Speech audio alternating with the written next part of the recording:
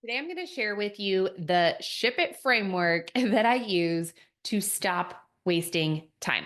So, not long ago, I caught myself spending like far too much time tweaking a single sentence in kind of the byline of my LinkedIn, right? It was me sitting there agonizing over, well, should I say that I help advisors create remarkable client experience through processes?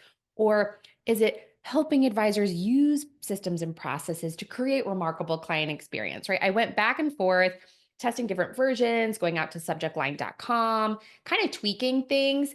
And what I realized is uh, no one cares. This is not the best use of my time. This is not the thing that will move the needle for me. This really, at the end of the day, isn't a huge deal, right? Will changing one word all of a sudden bring in a flood of new business? Nope, it will not. Would anyone other than me really even notice the difference? Probably not. So I had fallen into that trap that I see financial advisors get stuck in all of the time, right? We obsess over small details instead of actually focusing on what really genuinely truly moves the needle in our business, right? It's the perfection trap. And it's hard, right? Because advisors were told to constantly level things up.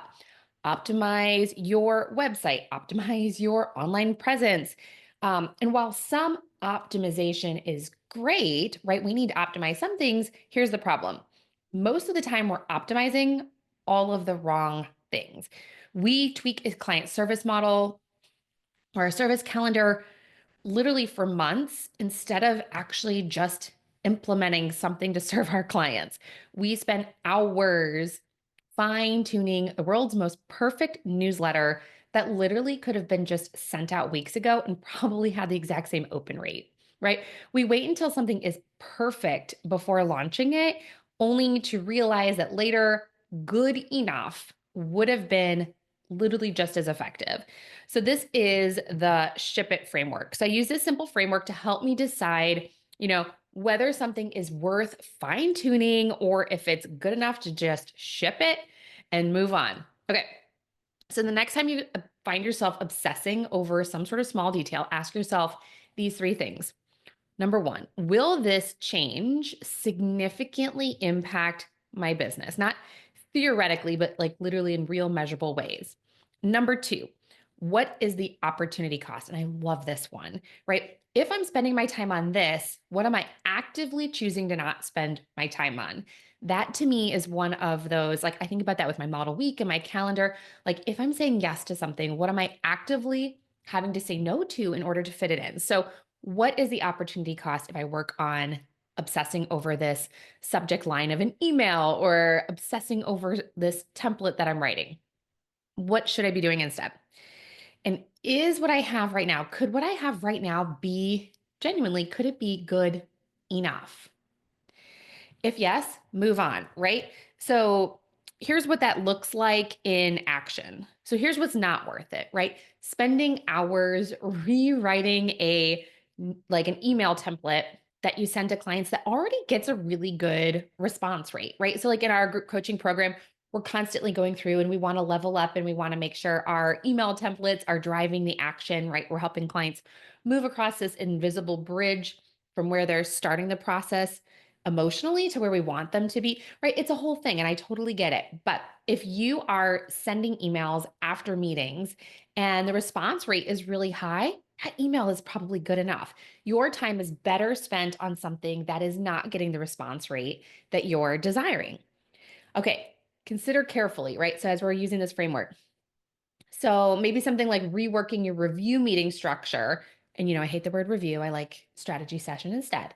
So reworking your strategy session meeting structure to improve your revenue per hour, right? Can we actually make our meeting structure more impactful for our clients? That's something that's probably worth spending a little bit of time on before you ship it, right? Because it directly impacts your clients. If you have a highly effective, highly efficient, highly enjoyable client meeting structure with an agenda where you've heard me talk about impact score before, where every bullet point has a great impact on your clients, That's worth spending a little bit of time on. But again, don't obsess over it, make a couple changes and then ship it, right? And something that's definitely worth it would be something like obsessing over refining your onboarding experience so that you can drive more referrals. And again, you can't obsess for too long, right? You want to build this first 100 days process so that your clients notice the difference between working with you and working with any advisor that they've worked with in the past, right? We want to create such a remarkable experience that they can't help but themselves, but to share with their friends and family about like some of the crazy, amazing stuff that you're doing for them within the first 100 days of the relationship, right? That is definitely worth spending a little bit of time on. So instead of obsessing over perfection, let's shift our focus instead to high impact areas, right? High impact areas. So when you are obsessing over an email or wording something to a client, or social media is one of the biggest ones that I see people obsessing over and not actually just shipping it. Again, think about what you could be doing with that time instead. You could be refining one of your processes so that you can automate it or delegate it, or maybe even delete that part of it, or build something to streamline it to make it 1,000 times faster every time you deliver it in the future. You could be building a recommendations template that helps save oodles and oodles of time delivering recommendations to your clients, right? You could be spending that 20 minutes learning how to use AI to help boost the efficiency inside of your practice. Because at the end of the day, these small tweaks, right, they don't actually drive results. Action does. So you could spend, a year and a half perfecting your why story and thinking about the perfect byline for your LinkedIn profile. And you can get it out there and it's going to make a difference, but it probably would have had a similar impact and you can always come back and make it fancy later. So if you ever heard me, talking to me, I always talk about just do it messy. Just do it, get it out into the world. You can always come back and make it fancy later. So if it's 80% of the way to where you want it to be, go ahead and ship it.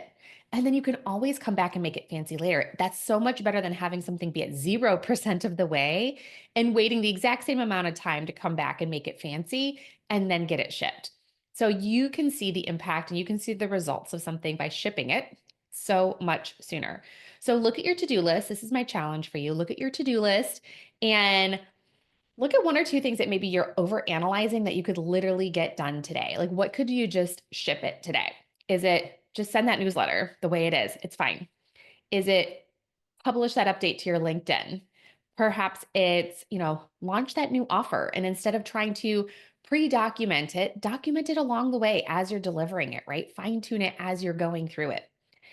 Because the advisors that grow the fastest are not the ones that have everything perfect.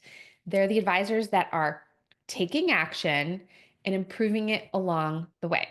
So you've heard me say it before, do it messy and make it fancy later. So I hope that is helpful to you.